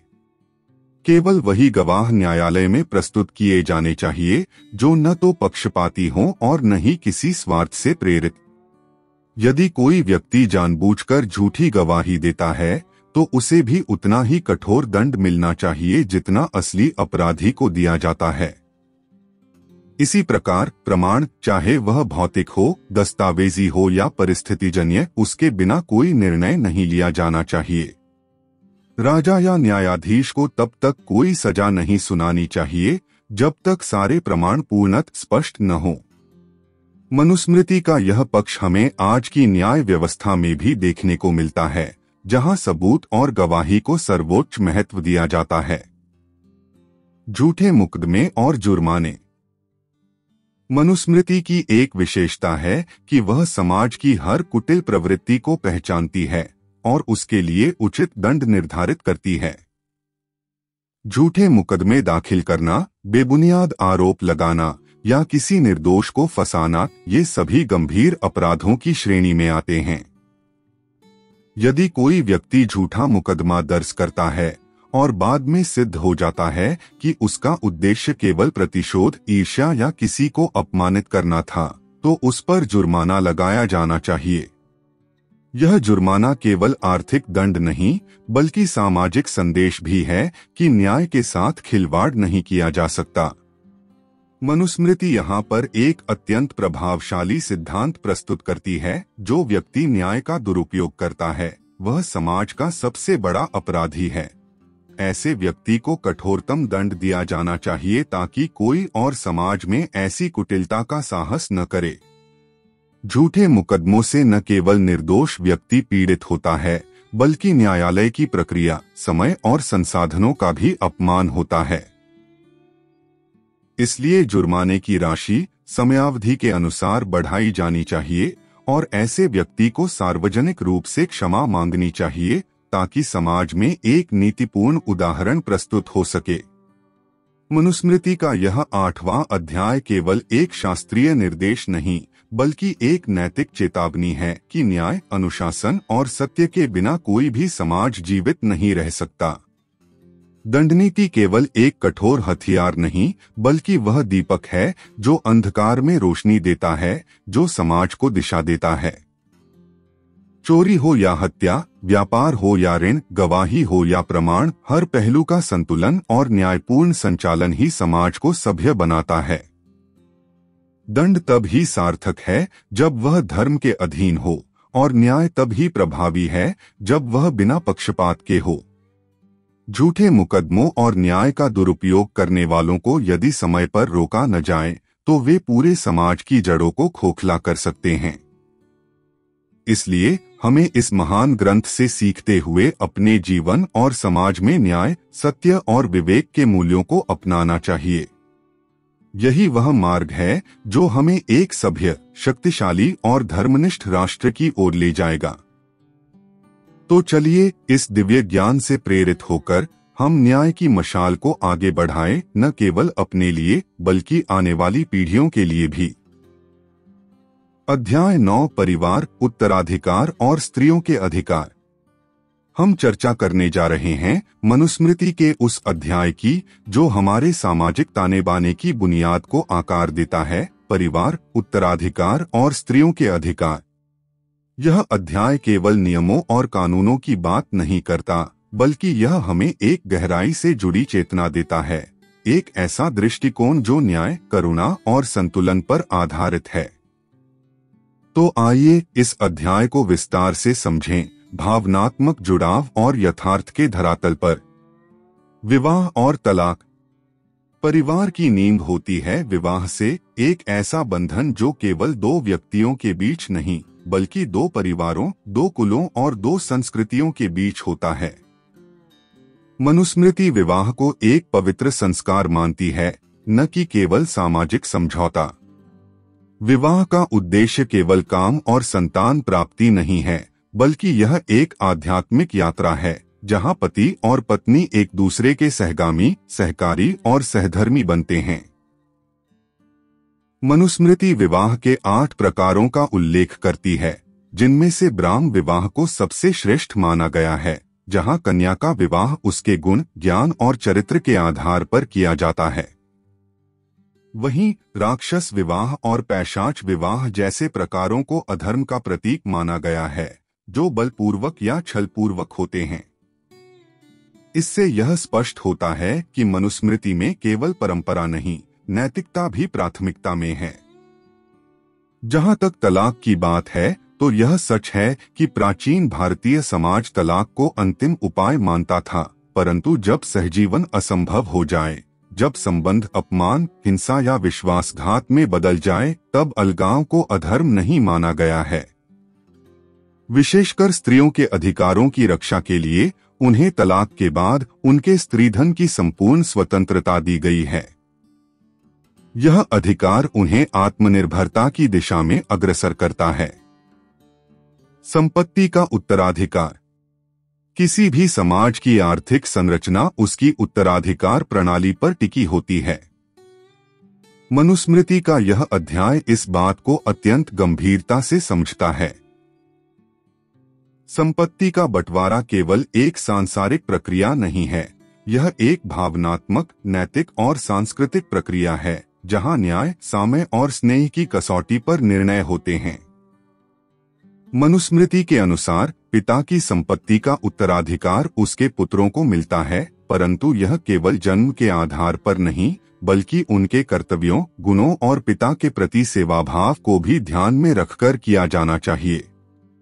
सबसे बड़ा पुत्र, ज्येष्ठ, को विशेष अधिकार दिए गए हैं, परंतु साथ ही यह भी निर्देश दिया गया है कि वह अपने छोटे भाइयों की देखभाल और मार्गदर्शन करे। यह अधिकार नहीं, कर्तव्य के रूप में दिया गया है। परंतु क्या पुत्री को कोई अधिकार नहीं? मनुस्मृति यह स्पष्ट करती है कि अविवाहित कन्या को पिता की संपत्ति से हिस्सा मिलना चाहिए, विशेषतः यदि वह घर में रह रही हो और उसकी देखभाल पिता या भाई कर रहे हों। यह विचार प्राचीन काल में भी स्त्रियों के प्रति संवेदनशीलता और न्याय की भावना को दर्शाता है। स्त्रीधन और विधवा की स्थिति। स्त्रीधन यह केवल गहनों और वस्त्रों का नाम नहीं, यह एक स्त्री की स्वतंत्रता, उसकी गरिमा और उसकी आत्मनिर्भरता का प्रतीक है। मनुस्मृति में यह विशेष रूप से उल्लेखित है कि विवाह के समय जो धन, वस्त्र, आभूषण या उपहार स्त्री को पिता, माता, भाई, पति या ससुराल वालों से प्राप्त होता है, वह केवल उसी का होता है। न पति को उस पर अधिकार है, न पुत्रों को। यदि पति की मृत्यु हो जाए तो स्त्री को उसके स्त्रीधन पर पूरा अधिकार है। वह चाहे तो उस धन से अपना जीवन यापन कर सकती है या चाहे तो उसे दान दे सकती है। विधवा स्त्री की सुरक्षा और सम्मान को लेकर मनुस्मृति बहुत गंभीर है। वह कहती है कि ऐसी स्त्री का अपमान करना या उसके धन को हड़पना महापाप है। विधवा को पुनर्विवाह की अनुमति नहीं थी, यह सही है, परंतु इसका उद्देश्य उसे सामाजिक सहानुभूति और सुरक्षा देना था, न कि उसे एकांत और तिरस्कार में डालना। आज के परिप्रेक्ष्य में जब हम इस व्यवस्था को देखते हैं तो यह बात सामने आती है कि स्त्रीधन की धारणा आधुनिक संपत्ति अधिकारों से कहीं अधिक मानवीय थी, जहां स्त्री की अस्मिता को केंद्रीय महत्व दिया गया। संतान के प्रकार, वैध। मनुस्मृति की दृष्टि में संतान केवल जैविक उत्तराधिकारी नहीं, बल्कि एक नैतिक प्रतिनिधि है। संतान का जन्म केवल शरीर से नहीं बल्कि धर्म से होता है। यही कारण है कि मनुस्मृति संतान के कई प्रकारों का उल्लेख करती है और हर प्रकार की संतान के लिए अलग नियम और उत्तरदायित्व निर्धारित करती है। वैध संतान वह होती है जो धार्मिक रीति से विवाह के बाद उत्पन्न होती है। ऐसे पुत्र को औरस पुत्र कहा गया है और वही मुख्य उत्तराधिकारी होता है। परंतु जीवन केवल आदर्शों से नहीं चलता। समाज में ऐसी परिस्थितियां आती हैं जहां दंपति संतान उत्पन्न नहीं कर पाते। ऐसे में दत्तक पुत्र, क्षत्रज पुत्र, गोत्रज पुत्र, अपविध पुत्र आदि की व्यवस्था की गई, जो समाज में हर व्यक्ति को संतान सुख देने का प्रयास है। लेकिन मनुस्मृति अवैध संतान को केवल निषिद्ध नहीं मानती बल्कि कहती है कि यदि वह संतान धर्मनिष्ठ, गुणवान और समाजोपयोगी है तो उसे भी सम्मान मिलना चाहिए। यह विचार उस युग में भी मानवीय मूल्यों की गहराई को दर्शाता है। परंतु यदि कोई संतान अनाचार से उत्पन्न हुई है और समाज में विघटन फैलाती है तो उसे उत्तराधिकार नहीं दिया जाना चाहिए। यह न्याय और मर्यादा की रक्षा के लिए आवश्यक है। आज जब हम अवैध संतान की सामाजिक स्थिति को देखते हैं तो यह बात सामने आती है कि केवल जन्म से नहीं बल्कि कर्म, शिक्षा और चरित्र से व्यक्ति की पहचान होती है। मनुस्मृति भी इसी मूल मंत्र को प्रस्तुत करती है, जो आज के समय में भी उतना ही प्रासंगिक है। मनुस्मृति का यह अध्याय केवल एक शास्त्र नहीं, एक दर्पण है जो हमें यह दिखाता है कि परिवार, स्त्री और संतान केवल रिश्ते नहीं बल्कि समाज की नींव हैं। यदि विवाह में पवित्रता है, उत्तराधिकार में न्याय है, स्त्रीधन में आत्मनिर्भरता है और संतान में नैतिकता है तो समाज कभी असंतुलित नहीं होगा। यह अध्याय हमें सिखाता है कि न्याय केवल कठोरता नहीं, करुणा भी है। संपत्ति केवल धन नहीं, उत्तरदायित्व भी है। विवाह केवल बंधन नहीं, विश्वास है। और स्त्री केवल गृहलक्ष्मी नहीं, एक स्वतंत्र आत्मा है जिसे पूरा अधिकार है अपनी गरिमा और अस्तित्व के साथ जीने का। तो आइए इस दिव्य ज्ञान से प्रेरणा लेकर हम अपने परिवारों को प्रेम, न्याय और मर्यादा से सजाएं। स्त्रियों को केवल अधिकार न दें, सम्मान दें। और संतान को केवल उत्तराधिकारी न माने बल्कि उन्हें जीवन मूल्यों का वाहक बनाएं। यही मनुस्मृति की वास्तविक शिक्षा है और यही है एक सभ्य, सशक्त और संतुलित समाज का आधार। अध्याय 10 वर्ण व्यवस्था और मिश्र जातियां। वर्ण व्यवस्था और मिश्र जातियों की उत्पत्ति पर केंद्रित है। यह अध्याय न केवल प्राचीन भारतीय समाज की संरचना को समझने में मदद करता है बल्कि यह हमें आज के सामाजिक संदर्भ में भी आत्ममंथन करने का अवसर प्रदान करता है। वर्णों के लक्षण और कर्तव्य। मनुस्मृति के अनुसार समाज को 4 प्रमुख वर्णों में विभाजित किया गया है: ब्राह्मण, क्षत्रिय, वैश्य और शूद्र। यह विभाजन जन्म के आधार पर नहीं बल्कि गुण, कर्म और स्वभाव के आधार पर निर्धारित किया गया था। ब्राह्मण ज्ञान, शिक्षा, यज्ञ और तपस्या के क्षेत्र में अग्रणी। उनका कर्तव्य था समाज को आध्यात्मिक मार्गदर्शन प्रदान करना। क्षत्रिय राज्य की रक्षा, न्याय का पालन और शासन व्यवस्था को सुचारू रूप से चलाना। वैश्य वाणिज्य, कृषि और पशुपालन के माध्यम से समाज की आर्थिक संरचना को मजबूत करना। शूद्र अन्य 3 वर्णों की सेवा करना और समाज के विभिन्न कार्यों में सहयोग देना। यह व्यवस्था समाज में संतुलन और समरसता बनाए रखने के लिए थी, न कि किसी को उच्च या निम्न मानने के लिए। वर्णसंकर मिश्र जातियों की उत्पत्ति। मनुस्मृति में वर्णसंकर जातियों की उत्पत्ति को सामाजिक अनुशासन के दृष्टिकोण से देखा गया है। जब विभिन्न वर्णों के बीच विवाह होते हैं तो उनसे उत्पन्न संतानें मिश्र जातियों में आती हैं। उदाहरण के लिए क्षत्रिय पुरुष और ब्राह्मण स्त्री से उत्पन्न संतान को सूत कहा गया है। इसी प्रकार वैश्य पुरुष और शूद्र स्त्री से उत्पन्न संतान को मागध कहा गया है। इन मिश्र जातियों के लिए विशेष कर्तव्य और सामाजिक स्थान निर्धारित किए गए थे, जिससे समाज में अनुशासन और व्यवस्था बनी रहे। शूद्रों और महिलाओं की सीमाएं। मनुस्मृति में शूद्रों और महिलाओं के लिए कुछ सीमाएं निर्धारित की गई थीं, जो उस समय की सामाजिक संरचना और आवश्यकताओं के अनुरूप थीं। शूद्रों के लिए उन्हें वेदों का अध्ययन करने की अनुमति नहीं थी, लेकिन उन्हें अन्य 3 वर्णों की सेवा करने का अधिकार था। यह व्यवस्था समाज के विभिन्न कार्यों में सहयोग सुनिश्चित करने के लिए थी। महिलाओं के लिए उन्हें परिवार और समाज की मर्यादा बनाए रखने की जिम्मेदारी सौंपी गई थी। हालांकि उन्हें शिक्षा और संपत्ति के अधिकार भी प्रदान किए गए थे, जो उस समय के लिए एक प्रगतिशील सोच को दर्शाता है। यह महत्वपूर्ण है कि हम इन सीमाओं को उस समय की सामाजिक और सांस्कृतिक पृष्ठभूमि में समझें, न कि आज के मानकों से मूल्यांकन करें। वाणिज्य, कृषि, युद्ध आदि कार्यों का वर्गीकरण। मनुस्मृति में विभिन्न कार्यों को वर्णों के अनुसार विभाजित किया गया था, जिससे समाज में कार्यों का स्पष्ट वितरण हो और प्रत्येक व्यक्ति अपनी भूमिका को समझे। ब्राह्मण, शिक्षा, यज्ञ और धार्मिक अनुष्ठानों का संचालन। क्षत्रिय, युद्ध, शासन और न्याय व्यवस्था का संचालन। वैश्य, वाणिज्य, कृषि और पशुपालन के माध्यम से आर्थिक गतिविधियों का संचालन। शूद्र, अन्य 3 वर्णों की सहायता और सेवा के माध्यम से समाज के विभिन्न कार्यों में सहयोग।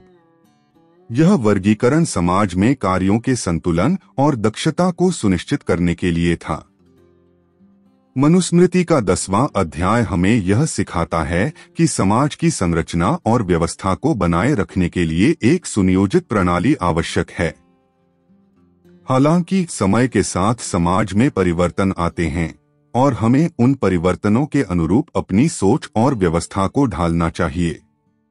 आज जब हम समानता, स्वतंत्रता और न्याय की बात करते हैं, तो हमें यह समझना चाहिए कि प्राचीन ग्रंथों में वर्णित व्यवस्थाएं उस समय की आवश्यकताओं और परिस्थितियों के अनुरूप थीं। हमें उन मूल्यों को अपनाना चाहिए जो आज भी प्रासंगिक हैं, और उन विचारों को पुनः मूल्यांकन करना चाहिए जो वर्तमान समाज के अनुरूप नहीं हैं।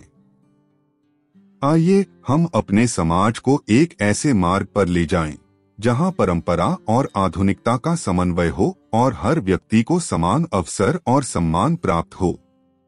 धन्यवाद। अध्याय 11, प्रायश्चित, पापों का प्रायश्चित। प्रिय दर्शकों, मनुस्मृति का एक अत्यंत महत्वपूर्ण और गूढ़ विषय प्रायश्चित यानी पापों के प्रायश्चित पर विस्तार से चर्चा करेंगे। यह अध्याय न केवल हमारे आचार व्यवहार का मार्गदर्शन करता है, बल्कि यह आत्मा की शुद्धि और जीवन में सुधार के लिए एक अमूल्य सूत्र भी प्रदान करता है। प्रायश्चित का महत्व इसलिए भी अनूठा है क्योंकि यह हमें सिखाता है कि इंसान गलतियां करता है, लेकिन उनसे ऊपर उठना और सुधार करना उसकी सबसे बड़ी ताकत है। विभिन्न पापों और अपराधों का प्रायश्चित। हर मनुष्य के जीवन में गलतियां होती हैं, चाहे वे छोटे हों या बड़े, जानबूझकर हों या अनजाने में। मनुस्मृति हमें स्पष्ट रूप से बताती है कि पाप चाहे जितना भी बड़ा क्यों न हो, उसका प्रायश्चित संभव है। पाप केवल बाहरी कर्म नहीं होते, बल्कि वे हमारे मन, वाणी और शरीर के दोष भी हो सकते हैं। हत्या, चोरी, झूठ बोलना, दूसरों के अधिकारों का हनन, ये सभी ऐसे अपराध हैं जिनका प्रायश्चित करना अनिवार्य है। प्रायश्चित का अर्थ है दोष या पाप को धोना, उसे मिटाना, ताकि मनुष्य फिर से शुद्ध और नूतन जीवन की ओर बढ़ सके। मनुस्मृति में पापों के लिए विभिन्न प्रकार के प्रायश्चित बताए गए हैं, जो पाप के स्वरूप और उसकी गंभीरता के अनुसार भिन्न भिन्न होते हैं। छोटे अपराधों के लिए सरल तप और दान, जबकि बड़े पापों के लिए कठोर तपस्या और संयम आवश्यक है। यहाँ एक भावनात्मक और सामाजिक संदर्भ भी छुपा है। जब हम अपने पापों का प्रायश्चित करते हैं, तो हम न केवल अपने आप को बल्कि अपने परिवार और समाज को भी स्वच्छ और सकारात्मक ऊर्जा से भरते हैं। यह प्रक्रिया हमारे आत्मसम्मान को भी पुनः स्थापित करती है। तप, व्रत, दान द्वारा प्रायश्चित। प्रायश्चित के लिए मनुस्मृति में 3 मुख्य मार्ग बताए गए हैं: तप, व्रत और दान। ये तीनों मार्ग न केवल शरीर और मन की शुद्धि के लिए आवश्यक हैं, बल्कि ये व्यक्ति को आत्मानुभूति और ईश्वर के निकट ले जाने वाले साधन भी हैं। तपस्या, तप एक कठोर लेकिन शक्तिशाली साधना है। यह शरीर के वासनाओं और मानसिक विकारों को नियंत्रित कर आत्मा की शुद्धि करता है। मनुस्मृति में तप को पापों का घोलक बताया गया है। तप में उपवास, एकाग्रता, मौन व्रत, ध्यान और योगासन शामिल हो सकते हैं। तप की सबसे बड़ी विशेषता है, यह व्यक्ति को उसकी कमियों को पहचानने और उन्हें सुधारने का साहस देता है। व्रत एक धार्मिक और मानसिक अनुशासन है। यह व्यक्ति को नियमों में बांधकर मानसिक संतुलन प्रदान करता है। व्रत के दौरान शारीरिक, मानसिक और आहार संबंधी संयम रखना होता है। इससे आत्मा की शुद्धि होती है और मन पवित्र होता है। मनुस्मृति में व्रत के कई प्रकार बताए गए हैं, जैसे सोमवार, शिवरात्रि, प्रदोष व्रत आदि, जो प्रत्येक का अपना विशेष महत्व और विधि है। दान का महत्व अद्भुत है। मनुस्मृति में कहा गया है कि दान पापों को धोने वाला सर्वोत्तम उपाय है। दान केवल धन देने तक सीमित नहीं है, बल्कि समय, ज्ञान, सेवा का दान भी इसमें सम्मिलित है। सच्चे मन से किया गया दान व्यक्ति के कर्मों का भार कम करता है और उसके जीवन में सुख शांति लाता है। इन तीनों साधनों का संयोजन व्यक्ति को न केवल पापों से मुक्त करता है, बल्कि उसे एक श्रेष्ठ मानव, एक सज्जन नागरिक बनाता है। आत्मा की शुद्धि के उपाय। प्रायश्चित का मुख्य उद्देश्य है आत्मा की शुद्धि। मनुस्मृति बताती है कि आत्मा वह अमर तत्व है जो पाप और पुण्य के चक्र में बंधा रहता है। पापों के कारण आत्मा की ऊर्जा क्षीण हो जाती है, जिससे मनुष्य का जीवन अनिश्चित और अशांत हो जाता है। आत्मा की शुद्धि के लिए सबसे पहला कदम है अपने कर्मों की पहचान करना और उनमें सुधार की इच्छा रखना। इसके बाद मन, वचन और कर्म से सभी प्रकार के पापों का परित्याग आवश्यक है। इसके बिना कोई भी तपस्या या दान सफल नहीं हो सकता। मनुस्मृति के अनुसार आत्मा की शुद्धि के लिए सत्य, अहिंसा, ब्रह्मचर्य और दया जैसे गुणों को अपनाना अत्यंत आवश्यक है। ये गुण न केवल मनुष्य को पापों से दूर रखते हैं, बल्कि उसे ईश्वर के निकट भी ले जाते हैं। आत्मा की शुद्धि का एक प्रभावी उपाय है आत्मनिरीक्षण।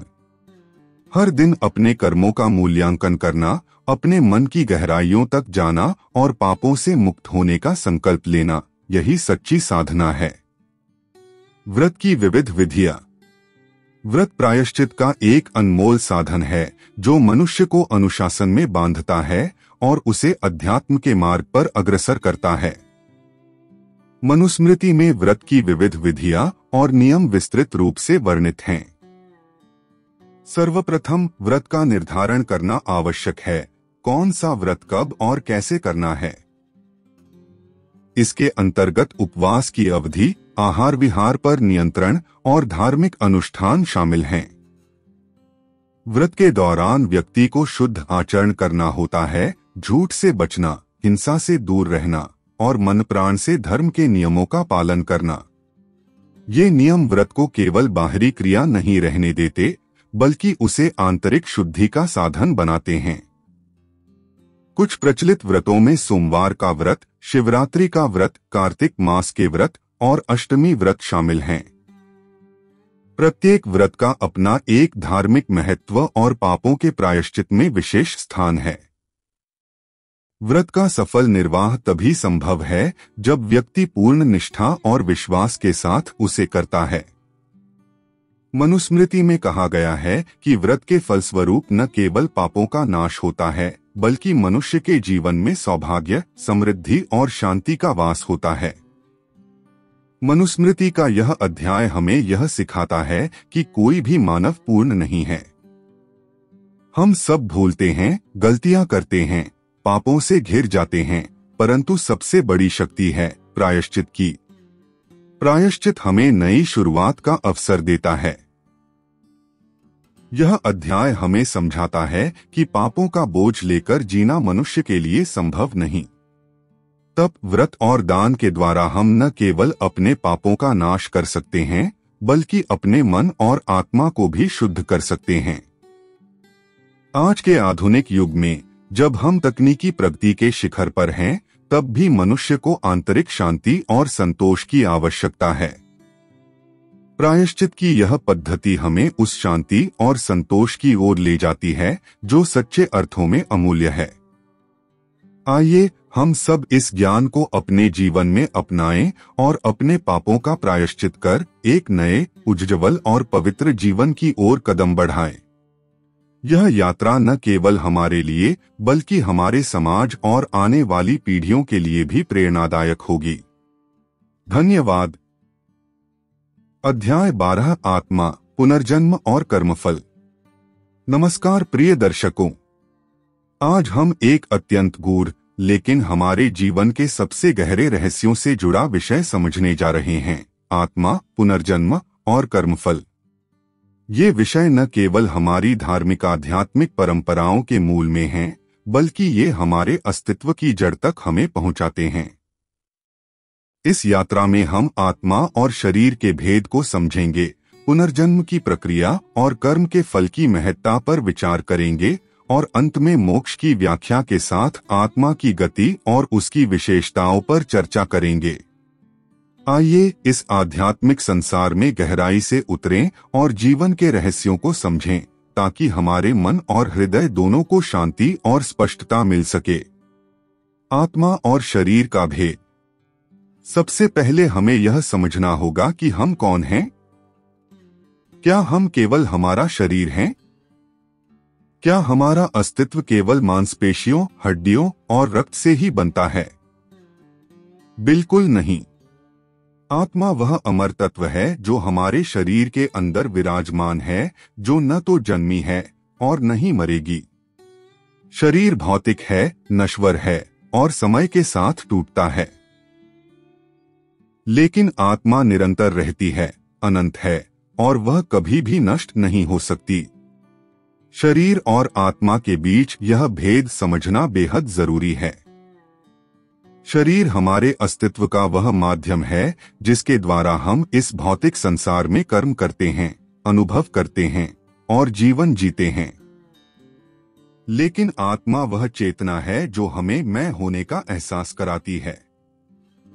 आत्मा को हम निराकार, अविनाशी और शुद्ध चेतना के रूप में समझ सकते हैं। जब हम कहते हैं कि मैं यह सोचता हूँ, महसूस करता हूँ, देखता हूँ, तो यह सब हमारी आत्मा की शक्ति है। शरीर तो केवल एक आवरण है जो आत्मा को इस संसार में अनुभव करने और कर्म करने का अवसर देता है। जैसे कोई अभिनेता मंच पर अपनी भूमिका निभाता है, वैसे ही आत्मा इस शरीर में रहकर जीवन का नाटक रचती है। पुनर्जन्म और कर्म का फल। अब सवाल उठता है, जब शरीर नश्वर है तो आत्मा क्या करती है? इसका उत्तर है पुनर्जन्म। पुनर्जन्म का अर्थ है आत्मा का एक शरीर से दूसरे शरीर में जन्म लेना। आत्मा की यात्रा कभी नहीं थमती। जब एक शरीर की यात्रा समाप्त होती है, तब आत्मा अपने कर्मों के आधार पर किसी नए शरीर में प्रवेश करती है। यही है पुनर्जन्म की प्रक्रिया, जो जीवन मृत्यु के चक्र को निरंतर जारी रखती है। यह चक्र तभी टूटता है जब आत्मा अपने सारे कर्मों का फल भोग चुकी हो और मोक्ष की प्राप्ति कर लेती है। कर्मफल की यह व्यवस्था न्यायपूर्ण है, जैसा कर्म किया वैसा फल भोगना पड़ता है। यह किसी भी अन्याय या अनियमितता को बर्दाश्त नहीं करती। हमारे अच्छे कर्म हमें शुभ फल देते हैं, जबकि बुरे कर्मों का परिणाम भी भुगतना पड़ता है। यहाँ यह समझना आवश्यक है कि कर्म केवल बाहरी क्रिया नहीं है।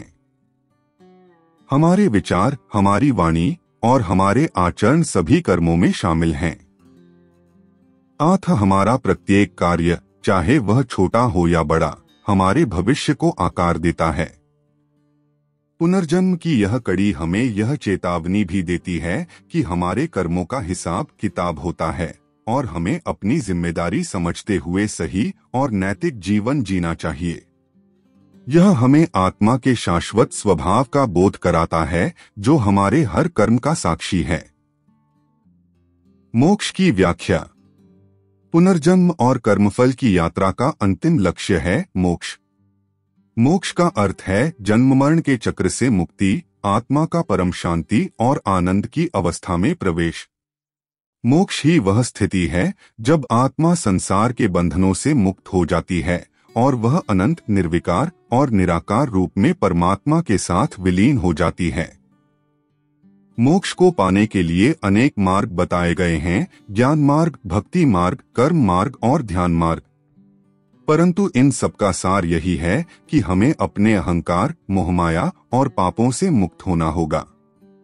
जब हम अपने कर्मों के बंधन से मुक्त हो जाते हैं, तब हमें वास्तविक स्वतंत्रता मिलती है। मोक्ष की प्राप्ति का अर्थ है आत्मा का परम आनंद की स्थिति में आना, जहां कोई दुख, कोई विकार या कोई दोष नहीं होता। यह वह अवस्था है जहां आत्मा पूर्णतया शुद्ध और निर्विकार हो जाती है। गुण, दोष और आत्मा की गति। जीवन में हम कई बार अपने गुणों और दोषों से प्रभावित होते हैं। मनुस्मृति और अन्य प्राचीन ग्रंथों में बताया गया है कि हमारे गुण और दोष हमारे कर्मों और आचरण का परिणाम होते हैं। गुण वे सकारात्मक भाव और कर्म हैं जो हमें आध्यात्मिक उन्नति की ओर ले जाते हैं, जैसे सत्य, अहिंसा, धैर्य, दया और संयम। जबकि दोष वे अवगुण हैं जो हमें पापों और बंधनों की ओर ले जाते हैं, जैसे क्रोध, लोभ, मद और मोह। आत्मा अपनी गति में इन गुणों और दोषों के प्रभाव को महसूस करती है। जब हम अपने जीवन में गुणों का विकास करते हैं, तो हमारी आत्मा प्रकाशमान होती है, उसकी ऊर्जा बढ़ती है और वह पुनर्जन्म के बंधन से धीरे धीरे मुक्त होती है। वहीं दोषों के कारण आत्मा का भार बढ़ता है और उसे और अधिक जन्मों तक फंसना पड़ता है। इसलिए आत्मा की गति हमेशा गुणों की वृद्धि और दोषों के त्याग की प्रक्रिया है। यह एक सतत संघर्ष है, अपने भीतर की बुराइयों को हराकर अपने आप को शुद्ध और निर्मल बनाना। आज हमने आत्मा, पुनर्जन्म और कर्मफल के रहस्यों को समझा। यह ज्ञान केवल सूचनाओं का संग्रह नहीं, बल्कि हमारे जीवन के दृष्टिकोण को बदलने वाला एक शक्तिशाली अनुभव है। जब हम आत्मा की अनश्वरता को समझेंगे, तो हमारे कर्मों का महत्व अपने आप बढ़ जाएगा। जब हम पुनर्जन्म के चक्र को समझेंगे, तो हम अपनी जिंदगी को नए तरीके से जीना सीखेंगे। और जब हम मोक्ष की प्राप्ति के लक्ष्य को पकड़ेंगे, तो हम अपने जीवन को श्रेष्ठता और शांति की ओर ले जाएंगे। इसलिए आज ही से अपने जीवन में सत्कार्य करें, अपने मन को शुद्ध करें और आत्मा की आवाज को सुनें। याद रखें, आत्मा अमर है, कर्मों का फल निश्चित है और मोक्ष हमारा सर्वोच्च लक्ष्य है। यही हमारी असली पहचान और हमारा सच्चा उद्देश्य है। आइए इस दिव्य यात्रा में हम सब साथ चलें, अपने जीवन को अर्थपूर्ण बनाएं और आध्यात्मिक उन्नति की ओर कदम बढ़ाएं। धन्यवाद।